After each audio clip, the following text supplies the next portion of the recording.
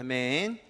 네, 오늘은 10월 첫째 주 주일 예배입니다. 저희가 사도행전을 말씀을 연속으로 보고 있는데요. 사도행전 36번째 시간으로 오늘 같이 보겠습니다. 지난주에 저희가 베드로에 대해서 이야기했었습니다. 10장 전체를 이해하기 위해서 먼저 베드로라는 인물에 대해서 잘 살펴봤고요. 그리고 오늘은 고넬료라는 인물에 대해서 좀 살펴보기 원합니다. 지난주 내용 기억하실 것입니다. 베드로의 극적인 이중성이 있었죠. 오늘 읽었던 말씀에서 무두장이 시몬의 집에 거했었습니다. 아무도 가까이 하지 않았던 유대인들에게 부정하다고 여겨지는 그런 직종의 일을 하고 있었던 그런 사람이었음에도 불구하고 그 시몬의 집에 직접 찾아가서 머물렀던 베드로였습니다. 마치 예수님께서 세리와 창기 그들을 가까이 하셔서 그들의 집에 유하시며 식사하셨던 것처럼 베드로도 그런 예수님의 모습을 충분히 배웠던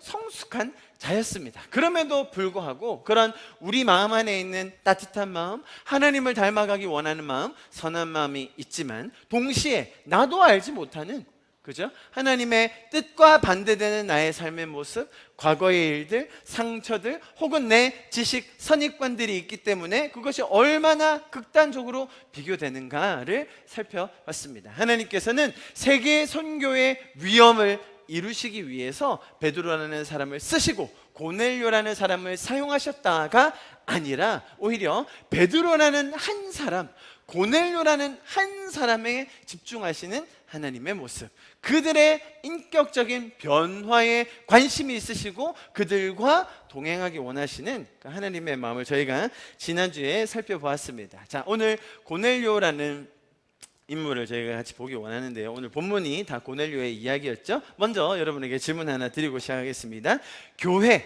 교회라고 할 때 교회에 대한 여러분의 정의가 있을 거라고 생각합니다. 정의. 여러분이 생각하시는 교회의 정의가 뭘까요? 다양하게 여러 가지 각도에서 이야기할 수 있을 겁니다. 이 정의를 한번 읽어볼까요? 시작. 성도가 함께 모여 하나님의 말씀을 통해 그분의 은혜를 배우고 누리고 나누는 공동체. 마음에 와 닿으시는가요? 자, 그렇다면 성도가 함께 모인다고 되어 있는데 그렇다면 성도는 무엇일까요? 같이 한번 읽어봅니다. 시작. 하나님의 은혜와 그리스도의 보혈의 공로로 생명을 얻어 하나님과의 인격적인 교제를 통해 천국을 살아가는 사람. 할렐루야.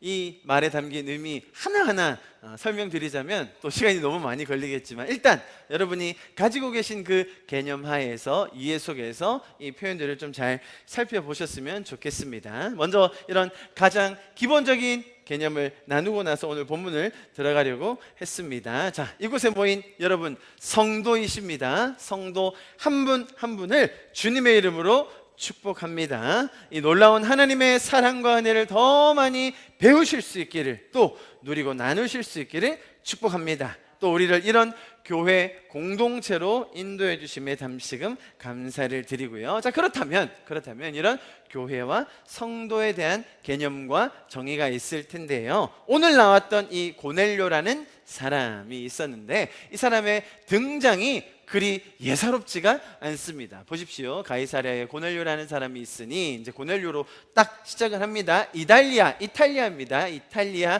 부대라 하는 군대의 백부장이라. 그는 어떤 사람이었다고요?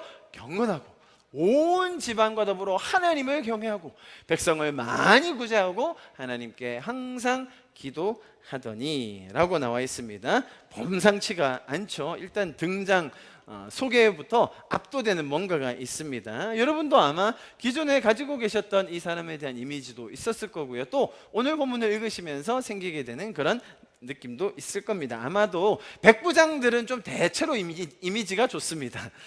복음서에 나오는 백부장은 믿음이 좋아서 원격 진료를 가능하게 했던 바로 그 당사자였죠. 예수님께서 떨어져 있는데도 불구하고 오시지 않으셔도 됩니다. 말씀만 해주십시오. 제 하인이 낫겠습니다 라고 했던 그 믿음의 소유자였고요. 오늘 고넬료라는 이 백부장도 조금 이미지가 좋게 설명되는 것 같습니다. 자, 그렇다면 오늘 이 등장인물인 고넬료에 대해서 저희가 처음에 봤던 그 정의들 있죠? 교회와 성도가 있었는데요. 자, 성도라는 부분에 초점을 맞췄을 때, 자, 성도의 정의가 뭐였죠? 하나님의 은혜와 그리스도의 보혈의 공로로 생명을 얻어 하나님과의 인격적인 교제를 통해 천국을 살아가는 사람이라고 저희가 정의를 내렸습니다.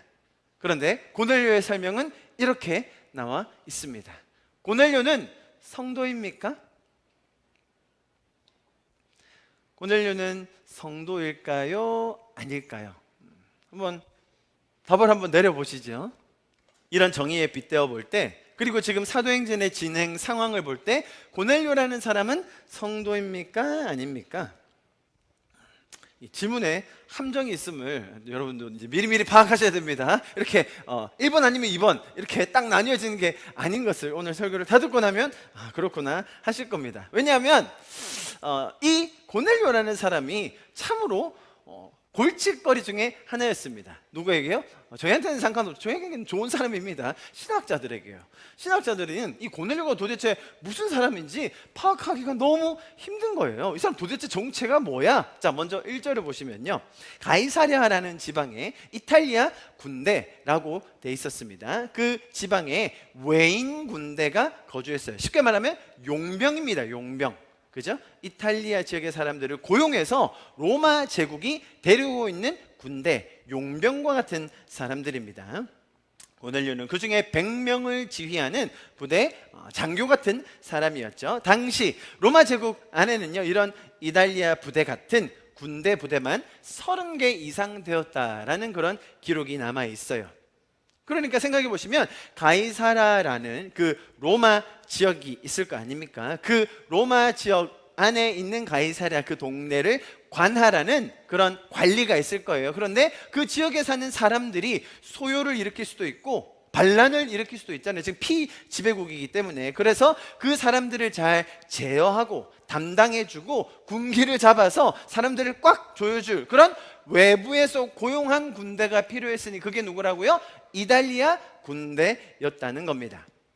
한번 생각해 보십시오. 이런 역할을 맡고 있는 외부에서 고용된 용병이다. 그 땅에 사는 백성들을 어떻게 대했을까요? 당시 기록에 보면 군복무에 참여한 이탈리아 사람들은요, 거기 사는 백성들의 그런 군기를 잡는다는 명분 하에 닥치는 대로 폭력을 일삼았습니다. 그 고대 사회에, 그죠? 지금처럼 문명화되지 않았던 고대 사회에 더군다나 그런 명분을 가졌으니 피지배족을 희롱하고 겁탈하고 폭력을 행사하는 것이 아주 일상적인 상황이었습니다. 이해하시겠죠? 이 이탈리아 군대라는 사람들이 로마 지역 그 가이사랴에 주둔하면서 맡았던 일이 피지배 민족이었던 특별히 그 유대인들이 소요를 일으키거나 반란을 일으키지 않도록 미리 그것들을 잘 저지하고 행여나 그런 일이 일어났을 때는 그들을 처단하는 그런 역할을 맡은 사람이 바로 이 이탈리아 군대 그 100명을 맡고 있던 장교가 고넬료였다는 것입니다. 자, 이처럼 아주 흉악한 사람들이었을 거예요. 아주 극악무도하고요, 지배민족이 고용한 용병 군대이기 때문에 그 속에서 사는 삶이란 우리가 충분히 상상해 볼 수 있는데, 그런 상황 속에서 혜성처럼 나타난 사람이 있으니 그게 누구라고요? 고넬료라는 거예요. 이 사람이 어땠답니까? 2절에 경건했대요. 어떻게 이럴 수가 있죠? 온 집안과 더불어 하느님을 경외하고 또 백성을 많이 구제했답니다. 심지어 유대인들에게 얼마나 평판이 좋았는지 몰라요, 여러분.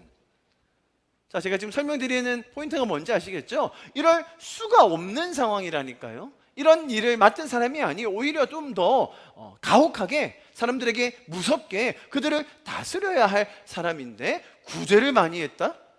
유대인들에게 좋은 평판을 받았다? 도대체 이 사람 누굽니까? 스파인가요? 정체가 뭐죠? 예사롭지가 않아요. 그래서 저희가 잘 아는 신학자 존 칼빈은 이렇게 이야기했어요. 고넬료는 로마 군인으로서 하나님에 대한 신앙심이 두드러졌다는 점에서 당시 찾아보기 힘든 인물이었다. 성실하게 유일신 하나님을 섬겼다는 것은 매우 특이한 일이다. 자, 그렇다면 제가 여러분에게 다시 묻겠습니다. 고넬료는 성도입니까? 아리까리하죠, 그죠? 좀 애매한 부분이 있어요. 하나님을 경외하고 뭐 기도까지 했다. 아이 뭐 그래도 뭐 하나님께 기도는 했지만 예수님은 모르잖아요, 아직. 다 그렇게 대답하시겠죠? 뭐 분명히 그렇게 생각할 수 있습니다. 아직 복음이 이런 이방인들에게 전해지기 전이니까 예수님에 대해서는 들어본 적이 없는 게 맞습니다. 그래서요, 이 신학자들과 학자들이 어떤 식으로 구분하기 시작했냐면 이런 삶의 모습을 보이는 이 고넬료에 대해서 유대인인가? 라는 생각을 했어요. 근데 이방인이기 때문에, 이탈리아 사람이기 때문에 유대인일 확률이 거의 없거든요. 그런데 어떻게 유대인이 됐을까? 유대인이라면 어느 정도의 유대인일까? 참 신박한 구분이 많이 나오는데요. 이런 말이 나와요. 완전 개종자 아니면 반개종자. 유대교로 완전히 개종해가지고, 완전히 개종했다는 말은 뭐냐면요, 모세 율법을 다 지키고 할례를 받고 그 유대인이 받는 선민적인 그런 특권하에 들어온 사람, 완전 개종자예요. 반개종자는 뭐겠어요? 오케이, 하나님 인정, 오케이, 내가 회당에 모여서 같이 예배 드리겠다. 그러나 모세 율법을 다 따른다든지 할례를 받는다든지 그런 건 안 하는 거예요. 아시겠죠? 그러니까 완전 개종자들이 있고 반개종자들이 있었다. 그런 구분을 했는데요. 그렇다면 고넬료는 또 어디에 들어갈까요? 어떤 신학자들은 완전 개종자다, 어떤 신학자들은 반개종자다. 아주 갑론을박이 아주 치열했습니다. 그런데 신학자들이 이렇게 계속 연구하다가 보니까 이상한 문제가 생겼어요. 그건 뭐냐면, 생각해 보세요. 당시에 유대교를 믿고 있었던 사람들, 특별히 그 유대교의 율법들을 가르치는 선생들이 제대로 된 그 하나님의 율법을 가르치지 않았거든요.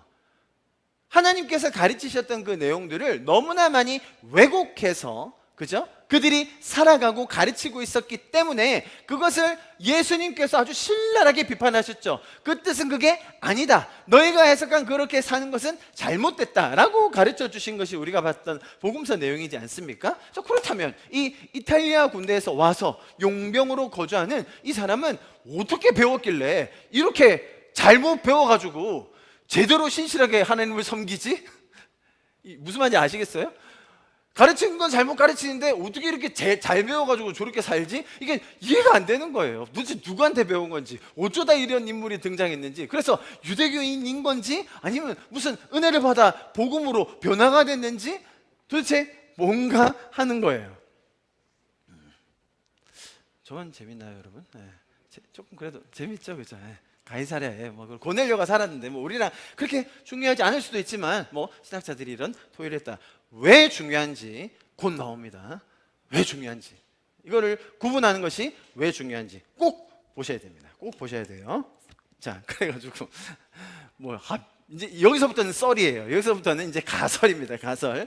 비록 고넬료가 유대인들이 가르치는 그 내용을 곧이곧대로 받아들이진 않았지만 자기 안에서 스스로 해석해냈다. 1번 가설. 2번 가설. 그때 당시 유대교 선생들은 다 타락하고 잘못된 교리를 가르치고 있었는데 그 중에 유독 또 잘 배우는 사람이 있었다. 저희가 천주교 성당 아시죠? 성당에 믿는 그 천주교 신학에 대해서 동의하지 않는 부분이 많이 있습니다. 저희 개신교들은. 그런데 또 천주교 신부님들 중에 저희가 또 잘 따르는 그런 분도 계세요. 예를 들면 헨리 나우엔 같은 신부님이라든지 그런 분은 우리 개신교에도 꽤 영향을 많이 끼치셨거든요. 왠지 아세요? 그분은 천주교 신학을 좀 많이 따르지 않아요. 그분의 초점은 예수님을 막 사랑하는 거예요. 그래서 그 부분에 대해서 굉장히 영성이 깊으시기 때문에 우리가 그분의 저서를 읽어도 다 동의가 돼요. 무슨 말인지 아시겠죠? 그러니까 천주교에서 약간 이단화 같으니까 우리가 좋아하게 된 거죠. 그런 케이스가 아닌가. 고넬료도 그 당시 유대교는 정말 타락하고 자기 마음대로 하나님의 율법을 해석해서 살고 있었는데 왜 이 사람만 이렇게 신실하게 잘 살고 있냐는 거예요. 여기는 다 썰이라고 말씀드렸습니다. 왜 그렇다면 이런 다양한 추측들과 주장들이 나오게 되었는가? 너무 명백하죠. 고넬료가 자기 주위의 모든 사람에게 사랑을 베풀고 자비를 베풀고 구제를 했다는 겁니다. 심지어 어떻게 했다고요? 항상 기도했대요. 이야, 이건 뭐 도대체 어떻게 해야 항상 기도할 수 있는 거예요? 많은 사람을 구제했습니다. 유대인들에게 얼마나 평판이 좋았는지, 야, 이건 뭐 우리가 감히 따라갈 수가 없는 수준이라는 거예요. 심지어 온 가족이 함께했다. 이것이야말로 가정과 신앙과 사회생활과 행동 모든 것이 종합 패키지로 완벽한 사람 아닌가. 그러니까 어떤 해석이 나와요? 이 사람 어떻게 진짜 유대인? 반유대인? 아니면 하나님의 은혜를 받아서 개종된 사람? 도대체 뭐냐는 거예요. 자, 여기까지 들으시면 고넬료가 일단 대단한 인물인 것 같긴 하죠. 어쨌든 신학자들 사이에서는 아주 핫한 인물임에는 틀림이 없는 것 같습니다. 자, 문제는 뭡니까? 이렇게 접근하는 것 자체의 원인이 이 사람의 행동이 너무 좋아서라는 거예요. 그죠? 이 사람이 이런 행동을 했기 때문에, 이런 일을 하고 있기 때문에, 이런 구제를 하고 있기 때문에, 그러면 그럴 거야 라고 우리가 추측을 하게 된다는 겁니다. 너무 탁월한 행동이 있긴 하지만 한편으로는 우리 마음 안에 뭔가 찜찜한 부분이 해소되지가 않아요. 그래서 신학자들이, 제가 몇 가지를 더 소개해 드리겠습니다. 이렇게 이야기했습니다. 한번 봐주십시오. 고넬료는 아직 그리스도를 믿는 믿음을 소유한 것이 아니었다. 자, 여기까지 딱 하면 성도예요, 성도 아니에요? 아니다 라고 하죠. 자, 근데 이 신학자들도 한 문장 얘기하고 그 다음 문장 이게 서로 말이 안 되는 걸 잘 모르시는 것 같아. 하지만 그 뒤에도 보세요. 고넬료의 기도와 구제를 하나님 앞에 바쳤지 향기로운 제물로 인정하신 하나님께서는, 그럼 뭐야, 뭐 성도라는 거 아니에요? 그래서 기도하고 제물을 바쳤더니 다 받으셨다네. 성도가 아닌 것도. 하나님께서는 그에게 완전한 복음의 빛을 밝혀주시기 위해 베드로를 만나게 하셨다. 이것은 고넬료가 미처 예상하지 못한 것으로 그의 기도에 대한 하나님의 응답이었다. 여러분, 이해가 되십니까? 그러면 만약에 그렇다면, 이게 맞는 말이라면, 그럼 절에서 열심히 기도하시는 분들 많이 계시죠? 여러분 잘 모르십니까? 절에서 기도 엄청 많이 하세요. 여러분, 우리가 기도하는 거는요, 축에도 못 깁니다. 이슬람에서 하는 기도요, 엄청나요. 그분들도 이렇게만 기도하면 다 응답 받는 건가요? 조금 더 한 단계 더 나가신 분도 계세요. 이렇게 얘기해요. 고넬료의 기도가 하나님의 보좌까지 올라갔다. 지금 여러분, 제가 일부러 적어온 거예요. 이게 다 주석에 있는 얘기입니다. 즉 고넬료의 기도와 구제 행위가 하나님의 뜻과 일치되었으며, 고넬료가 하나님의 자녀로 인정되었던 사실을 엄시주도 이분이 이제 많이 나갔어요. 그죠? 이제 완전 성도가 돼버렸어요. 이분의 해석은 뭐예요? 고넬료가 신실하게 구제 많이 했고, 그리고 열심히 기도했기 때문에 그게 어떻게 됐어요? 다 상달됐고 하나님이 흠향하셔서 결국에는 성도가 되어버렸다. 뭐로? 열심히 기도해서. 누구한테? 누군지는 모르지만. 그리고 뭐 했어요? 구제가 빠지면 안 되는 거예요. 가정도 빠지면 안 되는 거예요. 이렇게 세트로 다 묶이고 나면 결론적으로 고넬료도 예수님 없어도 성도 될 수 있다? 그래서 이것을 자세히 보면 볼수록 굉장히 미궁에 빠지는 것 같아요. 그는 유대교인인가? 이렇게 타락한 유대교 가르침 속에서 어떻게 저렇게 됐지? 그의 행동과 기도와 이 열심, 그것들을 하나님이 흠량하셨나? 그런 포인트가 나오거든요. 하나님이 그걸 보시고 응답하셨다라고 돼 있거든요. 그렇다면 우리는 어떻게 해야 하나? 자, 여러분 보십시오. 4절에서 이렇게 나와 있었지 않습니까? 같이 한번 읽어볼까요? 4절 시작. 고넬료가 주목하여 보고 두려워 이르되, 주여 무슨 일이니까? 천사가 이르되, 내 기도와 구제가 하나님 앞에 상달되어 기억하신 바 되었으니. 자, 제가 지금까지 좀 여러분에게 기본적인 개념, 교회가 무엇인지, 성도는 무엇인지. 자, 그런데 이 가이사랴라는 지방에 살고 있는 고넬료라는 사람의 특징, 당시 시대 상황, 그리고 어떤 신학적인 접근에 대해서 제가 조금 말씀을 드렸습니다. 자, 이게 왜 중요한지를 제가 이제 설명을 드리겠습니다. 이렇게 해석이 가기 시작하면요, 생각보다 아주 심각한 적용에 이르게 됩니다. 여러분, 우리가 지금 믿고 따르는 이 하나님, 저희가 지금 이야기하는 이런 약간은 신학적인 접근이 왜 중요하냐면요, 하나님을 어떻게 이해하는지에 따라 하나님께서 우리의 삶에 어떻게 반응하시는지를 제대로 알고 모르는가에 따라 우리의 삶이 완전히 바뀌게 돼 있어요.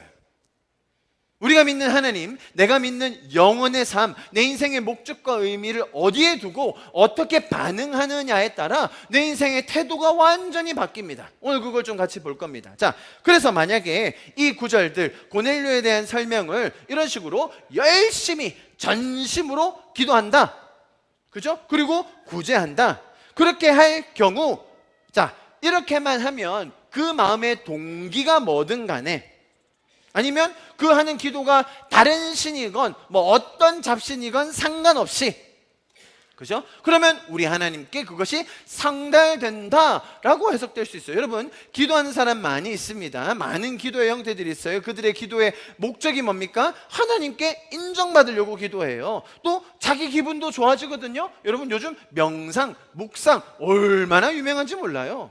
그거 왜 합니까? 내 마음의 평정심을 찾고 뭔가 내 마음 안에 평안을 누리고 이 세상이 전부가 아니라 더 큰 의미가 있구나라는 것을 스스로, 그죠? 내 안의 내면을 돌아보는 그런 시간, 명상하는 것 얼마나 유명한지 모릅니다. 우리가 하는 기도와는 전혀 차원이 다르죠. 우리가 하는 기도는 뭡니까? 하나님과의 인격적인 교제예요. 아무 대상이 없는 벽에다가 내 감정만 토로하는 것이 아니라 상호 대화할 수 있는, 소통할 수 있는, 하나님께 우리가 이야기하고 그분의 감정을 우리도 받고 그분의 음성을 들을 수 있는 시간, 그게 뭡니까? 우리가 믿는 기도예요. 그런데 이 사람이 했던 기도가 그 기도일까요? 아니에요, 여러분. 이 사람들, 일반적인 종교심이 있는, 혹은 이런 영적인 세계에 대한 감각이 있는 이런 일반적인 사람들이 하는 기도는 뭐예요? 내 마음에 평안을 찾고 심신을 안정하고 좀 더 열심히 하면 구원도 받아낼 수 있는, 여러분 인도에 가면요 정말 기도에 목숨 걸고 구원받기 위해, 해탈하기 위해 전생을 당하는 사람이 얼마나 많은데요. 내가 이거 열심히 해야 다음 생에 제대로 태어날 것 아닙니까? 라는 믿음으로 얼마나 많은 시간과 노력과 에너지를 들여서 기도하는지 모릅니다. 여러분 이해하시겠죠? 자, 그런데 이 고넬료의 행동을, 자, 이가 아주 열심히 진정성 있게 많은 양으로 제대로 된 그런 행위들을 통해 했을 때 하나님이 받아주셨다? 이것은 잘못된 해석이라는 겁니다. 기독교의 이 은혜의 메시지에 큰 혼란을 가져올 수 있어요. 자, 보십시오. 구원은 절대적인 하나님의 은혜입니다. 하나님의 일하심을 통해 우리가 구원을 얻게 되었습니다.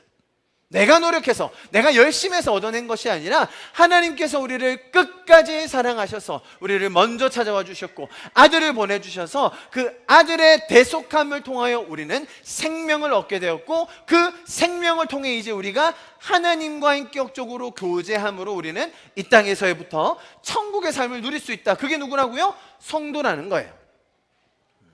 그래서 사람이 얼마나 많이 노력했는가에 따라, 혹은 주변에 많은 사람들에게 구제했느냐 안 했느냐, 혹은 기도의 양, 그죠? 이 사람은 항상 기도했다고 했지 않습니까? 가끔 기도했는지 항상 기도했는지 그런 정량적인 수치도 따져야 되고요. 혹은 정성적인 태도에 따라 이런 것들이 결정된다? 그렇게 하면 은혜의 원리는 완전히 사라지게 되는 거예요. 여러분, 세상에서요 그런 세상적인 혹은 자기중심적인 목적과 동기를 가지고 기도하고 구제하는 사람 정말 많이 있습니다. 여러분 주변에도 많이 있을 겁니다. 뭐 교회를 다니지 않는다 하더라도 그 좋은 사람들 있잖아요. 그냥 일단 마음씨가 좋은 사람들, 야, 저 사람은 법 없이도 살겠다, 어쩜 저렇게 착하지? 보면 아침에 일어나서 기도도 하고요, 무슨 신인지 모르지만 저 하늘에 계신 신한테, 저 산에 계신 저 신한테 어쨌든 빌고 기도하고. 여러분, 모든 사회마다, 역사마다, 문화마다 그런 전통이 다 남아있는 이유가 뭐라고 말씀드렸죠? 인간에게만 이런 영적인 갈망, 영원한 갈망이 남아있기 때문이라고 설명드렸습니다. 자, 이런 사람들을 보통 뭐라고 부르냐면요, 신심이 있는 사람. 아유, 저 사람 참 신심이 좋다. 아유, 종교심이 많아. 그런 신심, 종교심을 가진 사람들이 열심히 사는 것 우리 주변에 많이 보게 됩니다. 엄밀히 말하면 저희 기독교가 그런 신심과 종교심이 상대적으로는 많이 떨어집니다. 그 대표적인 예가 어디입니까? 부산하나교회죠. 저희를 보면 종교심이 느껴지십니까, 여러분? 하나도 안 느껴지죠. 뭐 이게 종교 뭐지? 여러분, 저희 먼 친척벌인 성당에만 가도요, 거기는 딱 들어가는 순간 종교심이 확 일어나요. 가보셨습니까? 미사에? 거기 가면 일단 향 냄새가 딱 나요. 야, 이거 뭔가 다르다. 여기는 어두침침하고, 그죠? 딱 조각들이 잘 돼 있고, 그리고 신부님이 어떻게 걸어 들어오세요? 이렇게 좀 이렇게 점잖게 이렇게 몸을 싹 가리고, 그죠? 그러면 거기 있는 사람들이 어떻게 느껴요? 아, 나도 종교적이 되는구나, 나도 경건해지는구나. 뭐를 통해서? 그 행위를 통해서, 그 장식과 분위기와 정기적으로 진행되는 그런 예식을 통해 거룩해진다고 느껴요. 사람들이 그걸 좋아해요. 저도 좀 해볼까요, 여러분? 저도 그 가운 있습니다, 여러분. 목사 안수 받을 때 저기 창고에 딱 한 번 입었어요. 제가 한번 꺼내보고 싶은 생각도 있긴 한데, 제가 여러 번 설명드렸습니다. 그런 전통, 여러분 그 전통 자체가 나쁘게 시작한 건 아니라니까요. 그죠? 옛날에 사람들이 가난했습니다. 그러니까 성직자라도 그걸 가리기 위한 가운이 있어야 됐어요. 옛날에 사람들이 글씨를 잘 못 읽었습니다. 그러니 글씨를 모르는 사람한테 그림이라도 그려놔서 사람들이 그걸 성화라고 하지 않습니까? 성경의 이야기들을 이해할 수 있도록 해줬다니까요. 아니, 우리가 하나님을 모시는 곳인데 조금 더 예쁘게 하자, 조금 더 거룩하게 하자. 그러니까 조각도 하나 더 세우고, 그러니까 뭐라도 하나 더 붙이기 시작한 게 동기였지만, 나중에 그게 뭐예요? 우리 교회가 더 커야지, 또 멋있어야지, 우리 신부님의 옷이 더 멋있어야죠 라는 식으로 변질되게 된 거예요. 무슨 말인지 아시겠죠? 분명히 거룩한 그런 의식과 행사 좋아요, 할 수 있습니다. 그러나 우리가 본질을 해치게 되는 순간 그것들은 우리에게 해악이 되는 것이지 도움이 되지 않기 때문에 그것을 애써 제거하고 있는 중이라는 것 꼭 이해해 주시기 바랍니다. 자, 그렇다면 이 고넬료라는 사람이 행하고 있던 이런 기도와 구제, 도대체 어떻게 진행된 것일까요? 자, 제가 말씀드렸듯이 이런 기도하는 것, 구제하는 것 자체가 나쁜 겁니까? 아니에요. 우리가 하나님의 은혜를 받아 하나님의 사랑을 먼저 받은 자들로서 그 넘치는 감격으로 구제한다? 또 그 은혜를 가지고 하나님과 항상 기도하며 교제한다? 너무 감사하겠죠? 그런데 이 하나님을 제대로 알지 못하고 하나님의 마음과 뜻을 모른 채 하는 이런 행위를 통한 어떤 획득, 구원을 쟁취하려고 하는 것, 축복을 얻어내려고 하는 것은 이교도적인 것을 우리가 꼭 기억해야 합니다. 문제는 사실 이 2절에서 나왔습니다. 그가 경건하여 온 집안과 더불어 하나님을 경외하며 백성을 많이 구제하고 하나님께 항상 기도하더니, 이렇게 돼 있으니까 문제예요. 사실 이 2절에서 나온 하나님이라고 번역된 단어 아마 들어보셨을 겁니다. 테오스 들어보셨죠? 테오스 처음 들어보십니까? 제가 맨날 하나님 그때 이렇게 번데기 모양 그리잖아요. 그렇게 쓰는 그 단어인데요, 테오스라는 이 단어가요, 사실 꼭 하나님이라고 번역할 필요가 없고 신이라고 번역해도 돼요. 신. 자, 그렇게 번역해서 한번 읽어볼까요? 굉장히 어감이 달라집니다. 우리 같이 한번 읽어볼까요? 시작. 그가 경건하여 온 집안과 더불어 신을 경외하며 백성을 많이 구제하고 신께 항상 기도하더니. 요거예요, 요거. 이해되시죠? 제가 고넬료가 나쁜 사람이란 말 아닙니다. 저는 고넬료가 성도이다 아니다 그 구분하지 않았어요. 고넬료는 어떤 사람이라고요? 신심이 있는 사람, 아주 좋은 사람이에요. 정말로 좋은 신심과 종교심을 가져서 주변 사람들을 돕고 사랑하고 구제하고 열심히 사는 참 괜찮은 사람입니다. 이해하시겠죠? 그런데 이렇게 하나님을 신으로 딱 바꾸니까 느낌이 확 달라지죠? 그러니까 고넬료도 보통의 종교인과 다를 바 없는 너무 평범한 사람이에요. 정말 많은 사람들이 스스로의 안녕을 위해서 혹은 신에게 벌 받지 않으려고, 또 궁극적으로는 열반에 가기 위해 천국, 해탈, 뭐라고 불러도 좋습니다. 그 경지에 도달하기 위해 그렇게 열심히 종교적인 행위를 한다는 겁니다.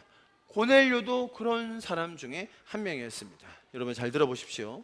고넬료의 구제가 더 많아질수록, 혹은 지금은 항상 기도했는데 모든 일을 다 시금 전폐하고 기도만 했다? 직장도 다 버리고 뭐 그렇게 될 수도 있겠죠. 만약에 그랬다면 어떻게 될까요? 아마 천국과는 정반대의 열매가 나올 것이 분명합니다. 왜죠? 선행을 하는데요, 경쟁적으로 하게 돼요. 비교하면서 하게 됩니다. 구원을 쟁취하기 위해서, 뭔가를 얻어내기 위해서 하는 행위는 천국을 경험하게 하지 못합니다. 자, 천국은 무엇으로부터 경험될 수 있는 겁니까? 어떤 물리적인 상태? 아니에요. 특정한 성취? 아닙니다. 잘 들으십시오. 하나님과의 인격적인 관계에서만 천국, 완전한 만족, 온전한 기쁨을 누릴 수 있다라는 건 여러분 꼭 기억하시기를 축복합니다. 그런데 이 고넬료의 접근은 오히려 자신의 의의를 더 자랑하게 만들게 되고요, 자신의 종교심에 심취하게 만들어요. 하나님께서 우리를 위해 이루어주신 이 복음으로 누릴 수 있는 진정한 자유함과는 전혀 거리가 멀어요. 은혜를 경험한 자들이 자발적으로 자유함 안에서 전심으로 섬기고 돌보고 구제하는 것과는 차원이 다른 거예요. 무슨 말인지 이해하시겠습니까? 이 고넬료의 행동은 사실 하나님의 그 자유함을 주시는 마음, 우리와 인격적으로 교제하시는 마음에 기반한 그런 반응이 아니라 하나님의 구원을 얻어내려고 혹은 저주를 피하려고 복을 받아내려고 하는 아주 일반적인 신심, 종교성이 있는 사람들의 모습과 같다라는 거예요. 문제는 제가 아까 말씀드렸던 잘못된 적용에서 나오는 이런 고넬료의 행동을 보고 우리 스스로 혹은 교회 내에서 이런 것들을 부추기게 된다는 거예요. 야, 고넬료 저렇게 살았는데 나는 더 해야 되지 않나? 고넬료는 어떻게 저렇게 알았을까? 뭐 어떻게 알았을까가 중요한 게 아니라 나도 저렇게 해야 하나님께 응답받는 건가? 나도 저렇게 기도를 올려드려야, 구제를 많이 해야 하나님이 그거를 흠향하시는 건가? 이렇게 적용한다는 거예요. 한 단계 더 나아가요. 아주 뭐라고 하죠. 아니, 저 사람들도 저렇게 샀는데 말이죠, 우리는 뭐 하는 거냐고. 그 대표적인 비교가 되는 게 항상 신천지 아닙니까? 그죠? 신천지들은 김밥 한 줄 먹고 하루에 6시간, 8시간 전도하는데 우리는 뭐 하는 거냐고. 안 되겠습니다. 우리도 프로그램을 만들겠습니다. 다 참여하세요. 우리 구제하고 봉사활동하고 전도 특공단에 다 참여하셔야 됩니다. 그리고 건축할 때는 어떻게 가요? 자, 건축 계좌 한 구자씩 만들어서 벽돌 쌓기 하겠습니다. 자, 집사님들은 최소한 몇 계좌예요? 일반 성도는 한 계좌, 집사님들은 3계좌, 장로님들은 권사님들과 함께 5계좌 이상. 할렐루야. 그러면 교회 건축이 되겠어요, 안 되겠어요, 여러분? 그렇게 해야 되는 거예요. 그렇게 안 하면 안 돼요. 고넬료가 성도이건 아니건 상관없이, 자, 이러한 행동을 할 때 하나님이 만나주셨다, 응답해 주셨다, 구원해 주셨다, 그러니까 우리도 이가 하는 행동을 닮아가야 한다, 이런 적용이 나오게 된 것은 굉장히 잘못된 것이었습니다.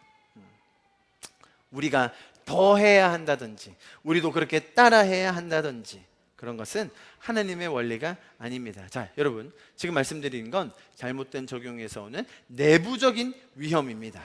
잘 들어보세요. 그런데 이렇게 해석을 하는 순간 외부에서 들어오는 공격은 더 심각합니다. 고넬료는요, 정말로 모범적인 사람이었습니다. 흠잡힐 게 없었던 것 같아요. 그렇죠? 그런데 이 하나님의 정확한 진리를 모르는 교회 밖에 있는 사람들이 이런 구조를 보면서 뭐라고 공격을 하냐면, 잘 들어보세요. 교회 다닌다는 당신들은 보니까, 아니, 인생의 막장 중에 막장을 산 사람이라도 죽기 직전에 한 번만 그렇게 딱 시인하고 믿는다고 얘기하면, 그러면 천국에 간다고 합디다. 아무리 극악무도한 죄인이라도 마지막에 그냥 나 예수 믿을래, 아이고 믿을게요, 할렐루야, 아멘 하고 가면 천국 간다며. 참 그거 편하네. 반대로 이렇게 정직하고 정말 삶 자체가 고귀하고 타의 모범이 되고, 아니 심지어 자신을 희생해서 다른 사람을 섬기는 이런 고넬료 같은 사람은 당신들이 보는 그 신학 하에서는 어떻게 된다고요? 지옥에 가잖아. 참 하나님 그거 고약하시네. 이순신이 아무리 열심히 우리나라를 지켜냈어도 당신들 신하게 되면 쭉 가는 거잖아. 그 연쇄살인범도 보니까 연쇄살인범들 감옥에 가면 다 예수 믿더만. 다 천국 가겠네? 도대체 기독교에서 말하는 천국과 지옥은 그게 말이 되냐고. 그런 사람 많이 해보셨죠? 저는 많이 해봤는데 한두 번 들어봅니까? 교회 안 다니시는 분들 만나면 열에 9번 이 얘기해요. 나도 그냥 그 십자가 있는 그 강도처럼 그게 죽기 직전에 그냥 할렐루야 하고 가면 될 거 아니냐고. 아니 뭐 굳이 그렇게 처음부터 그냥 교회 가면 담배 피지 말라고 하지, 술 마시지 말라고 하지, 뭐 재미있는 거 하나도 못하게 하지. 아주 그냥 뭐 교회 고리타분하고 그냥 왜? 심지어 돈까지 내라고 하고 뭐 아이고 건축하라고 그냥 뭐 그냥 싹 질색이죠. 여러분 어떻게 대답하시겠습니까? 만약에 고넬료가 우리가 볼 때 이가 하는 행위 그에 맞게 응답을 받았다, 심지어 구원을 받았다 라고 하는 순간 이런 해석을 피하기가 힘들고요. 또 우리 안에 가지고 있는 이 천국과 지옥을 나누는 이 구분, 그래 그 사람 믿었대 안 믿었대? 시인했어 안 했어? 믿음으로 고백했어 안 했어? 그 사람 천국 가겠네. 그 사람 아직도 지옥이야? 빨리 영접 기도라도 시키라고. 이해하시겠죠? 이런 접근 자체에 우리가 스스로 모순에 빠지게 됩니다. 외부적인 비난 한 가지만 더 들어보겠습니다. 이런 비난 아마 안 들어보셨을 거예요. 이거는 타종교에서 하는 이야기인데요. 아니 여러분들은 항상 그렇게 구원의 확신만 이야기하시니까 마치 그게 훈장인 것처럼 저는 구원의 확신, 구원 티켓 가지고 있다니까요 여기. 그렇게 하시면서 사시는데 그렇게 확신만 강조하다 보니까 결국 삶은 개판으로 사시는 것 같아요. 우리는요 구원의 확신이 없걸랑요 그래서 열심히 살아요. 하나님이 우리 벌하실까봐, 천국 못 갈까봐 얼마나 열심히 사는데 우리는. 당신들은 천국 가는 그 티켓? 확신? 그거 하나 가졌다고 그렇게 개판으로 살고도 하나님이 가만히 있으실 것 같아요? 이 얘기 누가 하는지 아세요? 이슬람이 하는 거예요. 당신들은 구원에 확신이 없지 않냐? 우리는 확신이 있다고. 그래 확신이 계속 좋겠수다. 확신만 있네 그려. 우리는 확신이 없기 때문에 거짓말 안 해요. 우리는 술도 안 마셔요. 우리는 그렇게 해야 구원받거든요. 전 세계에 17억 명의 사람이 그렇게 살아요. 여러분, 구원에 확신을 주는 종교가 기독교밖에 없어요. 여러분 생각해 보세요. 어디든 구원에 확신이란 게 없어요. 내가 천국에 간다, 내가 해탈한다, 내가 구원 받는다라는 확신 줄 수 있는 곳 없어요. 여러분 신천지에서 딱 그렇게 줍니까? 안 줘요. 끝에 결정하는 거. 끝에 끝까지 부려먹다가 쏙쏙 다 빼먹고 마지막에 결정한다니까요. 이슬람은 더 고약해요. 제일 마지막에 알라 기분에 따라 또 바뀌어. 저울을 재는데 알라가 기분 안 좋으면 통과할 수가 없어요. 딱 한 가지 통과할 수 있는 방법이 있어. 그게 뭐라고요? 성전, 지하드에서 죽는 거예요. 그러니까 이슬람의 자살 폭탄 테러가 그렇게 많아요. 미국에 자살 폭탄 테러 한다? 한 명 모집하면요 2,000명이 모입니다. 농담이 아니에요. 여러분 그 모이는 애들이 다 찌질이 가난한 애들인지 아세요?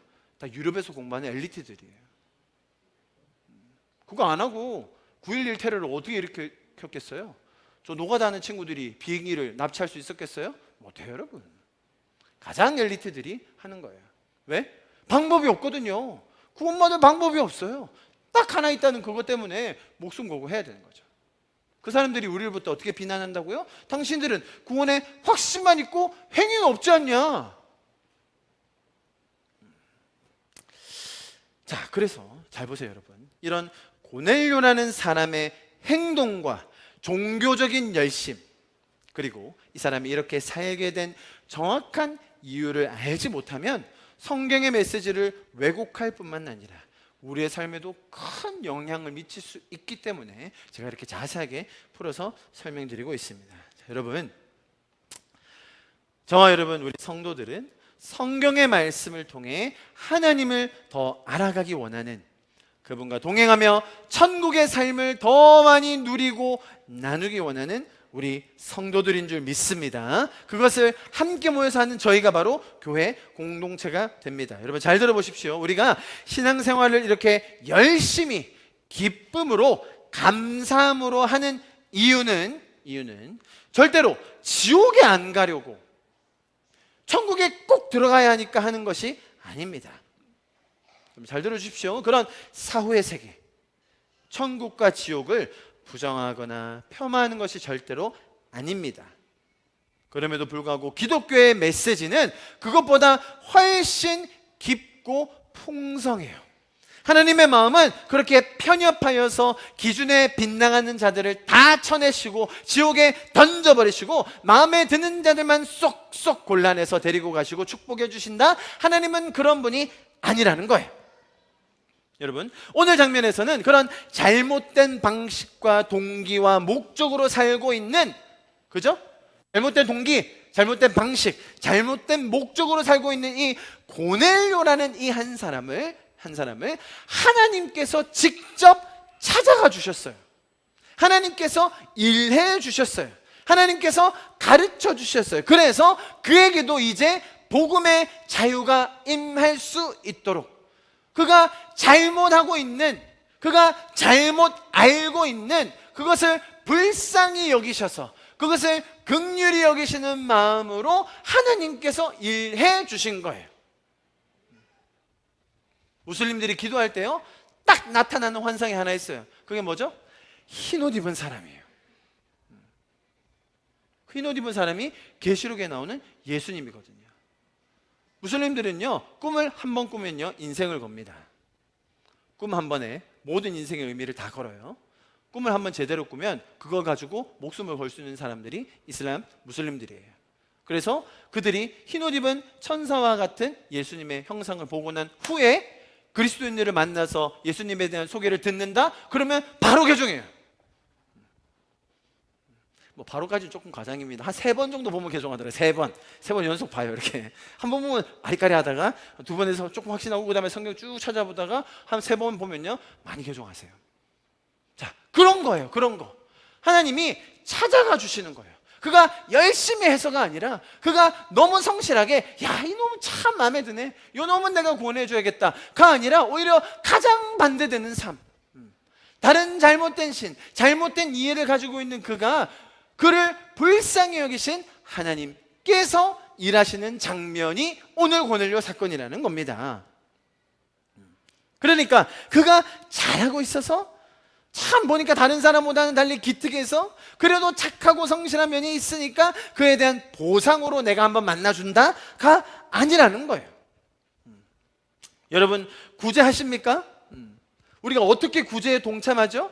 나에게 주신 이 은혜와 건강과 재정과 축복이 너무 감사해서 우리가 우리의 것들을 넉넉하게 베풀며 이웃들을 섬길 수 있는 것 아닙니까? 섬기면서 내가 더 기쁘고 감사한 것 여러분 느껴보셨죠? 이렇게 도울 수 있는 것, 이렇게 베풀 수 있는 것이 얼마나 감사합니까? 자, 그런 마음으로 섬기기 시작하면 얼만큼 섬기게 됩니까? 소득의 한 5% 정도 쓰시나요? 10%? 아니면 30%? 그렇게 되면 충분한 겁니까? 여러분, 이렇게 은혜를 경험한 사람들에게는요, 내 소득의 몇 프로가 나갔지? 이만큼 내면 내가 얼마나 되는 거지? 그런 걱정이 의미가 없어져요. 그거 계산해가면서 하는 차원을 넘어서요. 그런 경험 다 해보셨을 겁니다. 하나님 나라를 위해, 이웃을 섬기기 위해, 정말로 그들을 사랑하기 위해, 필요가 있는 저들, 죽어가는 영혼들을 살리기 위해서라면 내게 주신 것을 아낌없이 드리는, 그래서 오히려 내가 더 풍성함을 맛보는 그런 경험들 다 있으셨을 거라고 믿습니다. 여러분, 고넬료 입장에서는 전혀 다른 스토리예요. 딱 정해진 만큼만 했을 거예요. 분명 다른 사람들보다는 상대적으로 많이 섬겼어요. 왜요? 그 정도 재력이 있었으니까요. 그러나 그러한 신심과 정성이 있었기 때문에 하나님께서 그를 돌보신 것이 아니라 잘못된 개념으로, 그 공덕주의, 내가 한 만큼 보상받는다, 내가 해야 하늘도 감동해서 나를 도와준다라는 그 한계에 갇혀서 살고 있는 그를 불쌍히 여기신 하나님께서 그를 위해 일하시고 그를 만나 주셨습니다. 그래서 이런 자유를 주는 복음이 드디어 이방인을 향해 은혜의 문을 여는 순간, 하나님이 일하시는 순간이 오늘 고넬료 장면인 것입니다. 하나님은 그렇게 지금도 일하고 계신 줄 믿습니다. 그것이 오늘 이야기의 핵심입니다. 여러분, 하나님은 모든 이들을 구원하기 원하세요. 그래서 그들이 성도가 되어 성도로서만 누릴 수 있는 그 천국의 기쁨, 즉 하나님과의 인격적인 관계에서 오는 그 교제, 그분의 공급하심, 인도하심을 통해 누릴 수 있는 그 풍성함을 우리가 누리기를 원하십니다. 환경과 상관없이 내가 처해 있는 이런 상황에 그것을 뛰어넘어 하나님이 살아계시기 때문에 나와 인격적으로 교제하시고 그분의 사랑을 내가 알기 때문에 누릴 수 있는 그 천국이 이 땅에서 저와 여러분들을 통해 구현될 수 있는 거예요. 하나님은 그런 천국의 삶을 누릴 수 있는 성도로 우리를 변화시키기 원하시는 것입니다. 그래서 하나님께서 고넬료를 찾아가 주셨고, 그래서 하나님께서는 저와 여러분들을 만나 주신 것이며, 그래서 하나님께서는 지금도 일하고 계신 것입니다.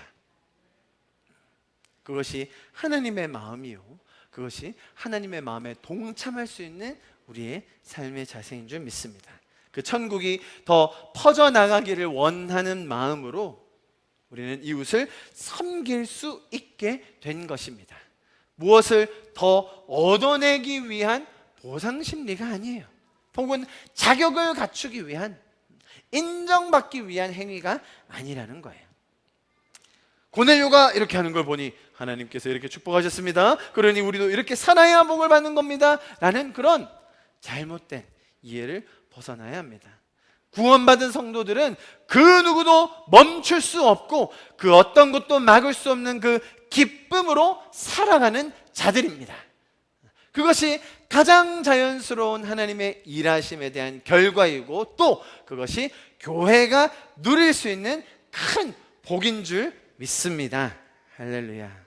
여러분, 교회가요, 사실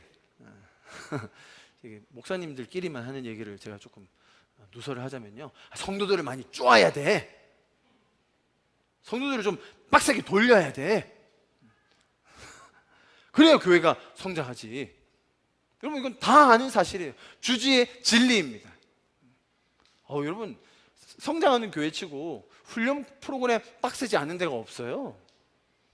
제가 어제 방문했던 그 한 교회가 있걸랑요, 잘 아시는 교회일 텐데, 아무튼 저기 있어, 아주 큰 높은 교회가 있어요. 갔는데 야, 거기는 뭐 순장 되려면 1년을 해야 돼. 1년을 훈련 프로그램을.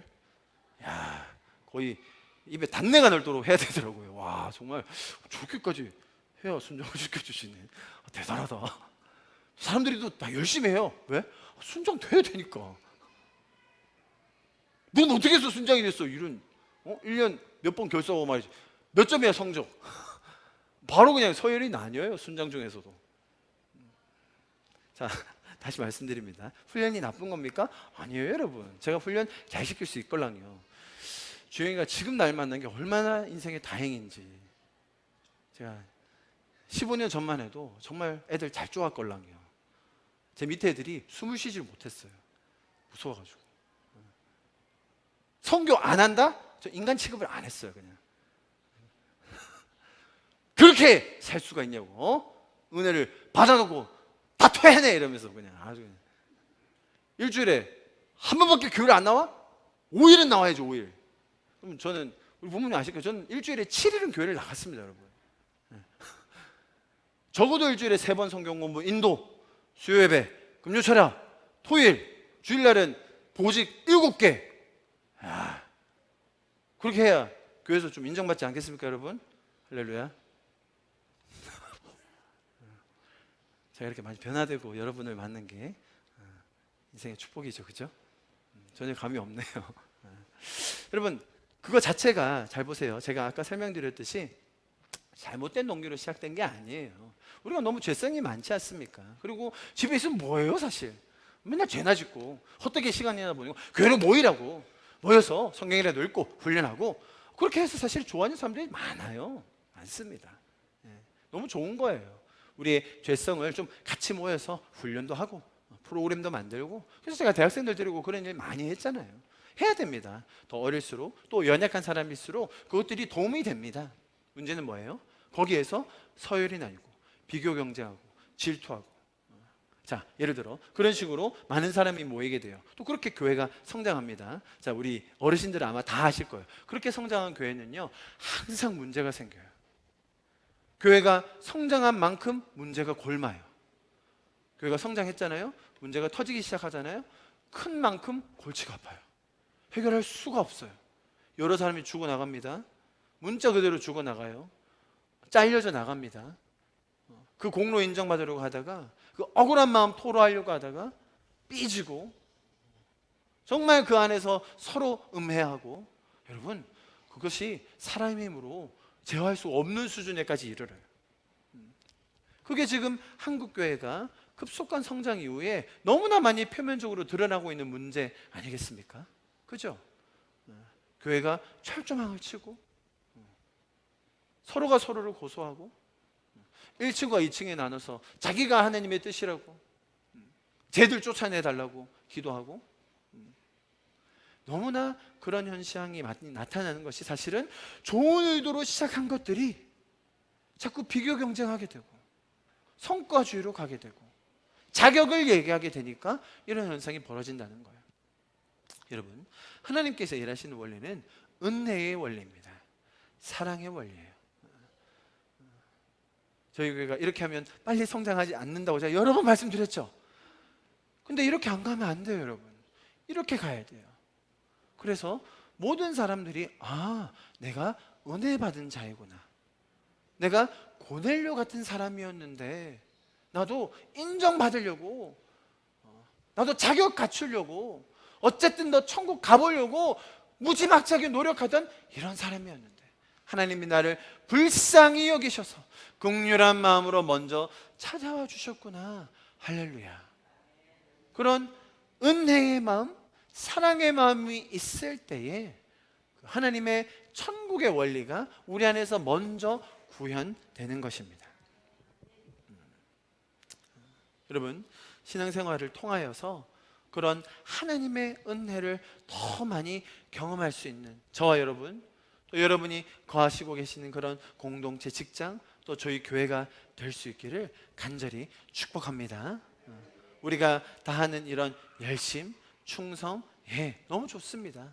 그런 것들이 뭔가를 얻어내기 위한 것이 아닌 하나님의 은혜에 감격하여 반응하는 그런 놀라운 주님의 선물, 또 우리의 감사의 제목이 되기를 바랍니다. 하나님께서 우리 교회뿐만 아니라 한국의 교회들이 은혜 위에 바로 설 수 있도록 도우실 것입니다.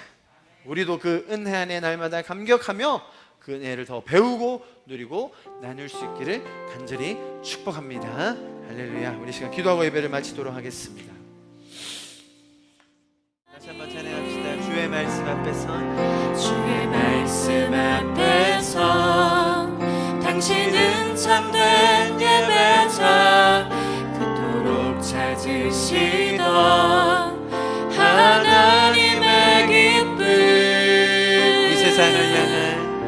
이 세상을 향한 거룩한 생명빛 되어 이 세상을 위한 구원의 소망 되어 영원한 하나님의 나라 함께 세워, 이 세상을 향한 거룩한 생명빛 되어 이 세상을 향한 거룩한 생명빛 되어 이 세상을 위한 구원의 소망 되어 영원한 하나님의 나라 함께 세워가리.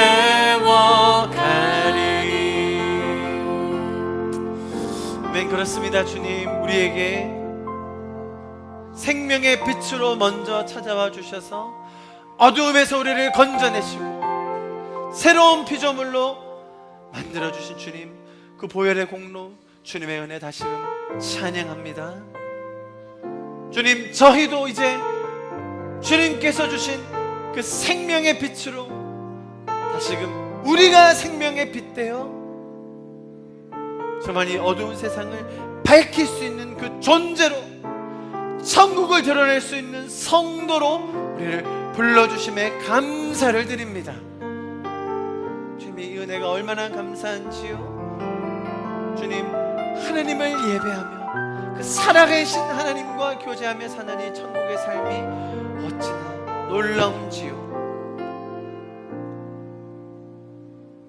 주님과 교제하는 그 천국의 기쁨을 빼앗기지 않고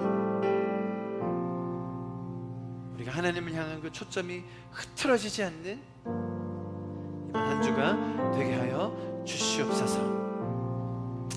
지금은 우리 주 예수 그리스도의 문환하신 그 은혜와 하나님 아버지의 인도하시고 역사하시고 공급하여 주시는 그 무한하신 사랑하심과 성령님의 우리의 마음을 조명하여 주시고 밝히 비춰주시고 가르쳐 주시는 그 살아계신 인도하심과 교통하심이 지금 이 자리에 모여서 고넬료와 같았던 우리의 모습을 돌아보며 다시금 그 은혜의 자리로 나아가기 원하는 성도 한 분 한 분 가운데 그 가정 위에, 사업터 위에, 학업 위에, 그리고 이 자리에 함께하지 못하지만 방송으로 함께하는 수많은 그 성도들 가운데 지금부터 영원토록 함께 하시기를 간절히 축원하며 기도하옵나이다. 아멘.